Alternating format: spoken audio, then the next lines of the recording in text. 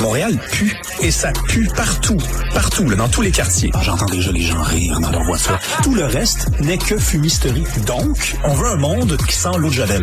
Un monde blanc, blanc, blanc, blanc, blanc, sans défaut. Rémi Villemure. Alors, vous avez vu la nouvelle, donc Québec qui s'oppose à la pluriparentalité. Le ministre Jolin Barrette qui défend le modèle québécois. 2 parents reconnus pour un enfant. Avant de passer à la chronique de Rémi Villemure à ce sujet-là, je veux juste vous dire que le ministre Jolin Barrette va être à l'émission de Richard dans les minutes qui suivent sur les ondes de Cube Radio. Donc, Rémi, bonjour. Est-ce que c'est une bonne nouvelle ou une mauvaise nouvelle? C'est une excellente nouvelle. Oui. Une excellente nouvelle.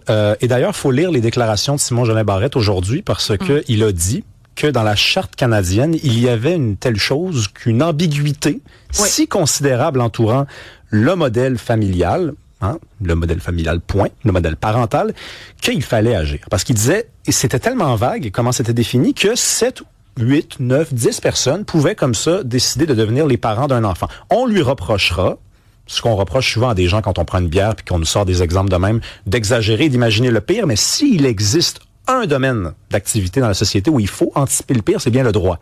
Oui, non, tout à fait. Mais c'est intéressant que tu mentionnes ça parce que j'invite tout le monde à réécouter l'entrevue que j'ai faite. C'était hier avec Guillaume Rousseau.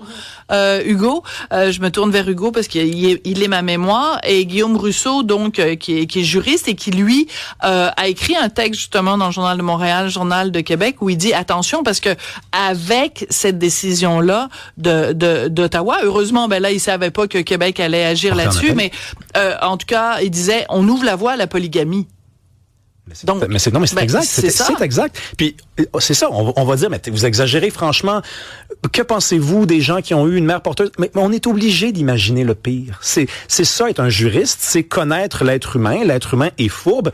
Parfois épatant, mais souvent décevant. Donc, il faut l'anticiper dans ces derniers retranchements. Comme Molière. L'écrivain est fou, l'être humain est fourbe, mais parfois décevant. Ouais, je viens de lire Le Misanthrope chez moi. C'est pour ça. Non, c'est ça. Donc, arrête de lire des grands auteurs. Lis, je sais pas moi, des niaiseries. Non, j'allais nommer quelqu'un, je ferai pas ça. Non.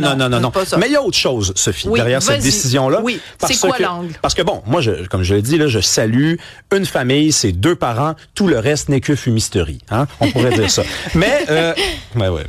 Donc, mais il y a autre chose. Le Québec cherche souvent à affirmer sa particularité à l'intérieur du Canada, en attendant de pouvoir le faire à l'extérieur du Canada, et c'est souvent avec le sens commun. C'est banal, le sens commun, mais dans un monde en décadence, là, l'Occident est décadent, dans un monde où les mœurs changent, nous surprennent au détour, nous mettent la mâchoire à terre comme ça, le sens commun est riche. Et le Québec fait souvent ça. Répondre au wokisme par la réponse québécoise, le sens commun, répondre au multiculturalisme par un autre modèle d'intégration. Dans les années 70, la loi 101, là, c'était pour beaucoup de gens une espèce d'idée rabat-joie, ça avait pas d'allure. Aujourd'hui, tout le monde défend ça. Peut-être que ça va choquer du monde.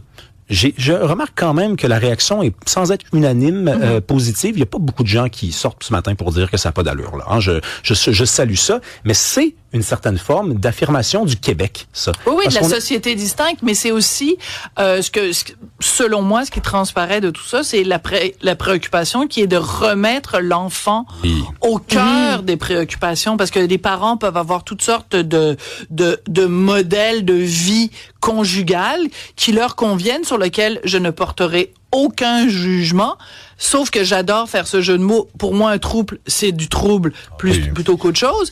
Mais c'est déjà d'avoir un mari, c'est du trouble. Fait qu'imagine en avoir 2, puis 3, puis 4, puis monsieur, c'est un très bon jeu de mots. Un jour, peut-être un livre de tes plus grands jeux de mots? Il faut demander à Cybèle, parce que c'est Cybèle qui nous dit trouble et trouble, non? En tout cas, non, mais c'est pas pire. Mais remettons l'enfant au cœur des préoccupations. Mais oui, mais c'est ça, c'est ce que j'allais dire aussi. Récemment, il y a une commissaire qui a été nommée au bien-être des enfants, Marie-Ève Brunette-Kitchen. Après ça, il y a eu Leslie Hill aussi qui a pris place, puis qui vraiment, comme tu dis, remet l'enfant au cœur des discussions du Québec. Donc, ça a été un peu contradictoire d'entendre des gens se prononcer comme ça, parce que finalement, ça sert beaucoup plus les parents que les enfants. En tout cas, c'est ce que j'imagine. Parce qu'en fait, la prétention, au départ, c'était de dire il faut permettre qu'il y ait plus que 2 enfants. 2 parents pour un enfant, parce que si on ne le fait pas, on discrimine envers les familles qui sont différentes et qui sont donc plus nombreuses. Et quand je dis un enfant à 2 parents, on s'en fout que ce soit 2 pères, 2 mères, un oncle, une tante, ça n'est pas ça qui est important. Oui, mais écoute, moi je pense qu'une des affaires les plus faciles à dire dans la vie, c'est on aime les enfants. Au Québec, on traite bien nos enfants. Il faut le prouver, ça. Hein? On sait, c'est de la théorie. Hein? C'est de la théorie, c'est facile à dire, et ça, c'est la preuve qu'on le fait. Parce que l'important, c'est les enfants. C'est pas les parents qui ont parfois des projets de vie un peu particuliers. Hein? Élever des enfants à 3, ok, à part dans des cas très particuliers, c'est pas un modèle. Ben là, de toute façon, c'est assez clair qu'on recommande. Et là, c'est l'enfant l'important. Là, est-ce que vous vous êtes renseigné sur est-ce que le développement de cet enfant-là, c'est à peu près sûr que ça va être le même d'un enfant dans une famille dite normale. Et d'ailleurs, ça réintroduit le mot normal, hein? Ouais. La normalité, la norme. Se poser la question de la norme, c'est pas inutile dans une société. Se rappeler comment on vit, de quelle façon on vit.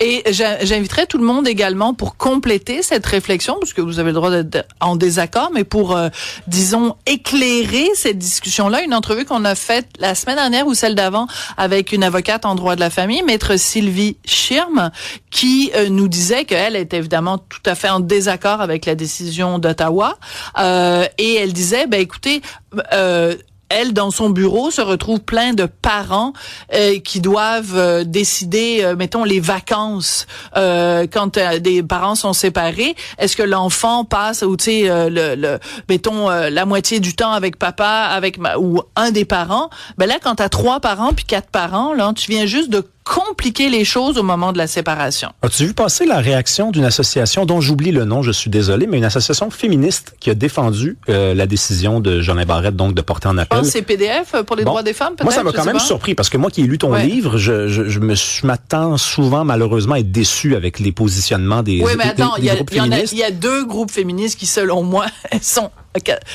ont raison 99% du temps, c'est pour les droits des femmes et le réseau féministe québécois. Donc, c'était peut-être une de ces deux organisations-là. C'est la deuxième. C'est certainement pas la Fédération des femmes du Québec, parce que moi, je trouve qu'ils sont souvent... Ben non, mais je suis assez d'accord avec toi. Mais donc, on a dit donc que c'est parce que dans les situations où il y a plus de 2 parents, c'est pas mal souvent la femme qui finit par perdre de son importance, perdre de ses responsabilités, puis perdre finalement de sens dans le couple. Donc, je salue ça. Au moins, encore un peu de cohérence.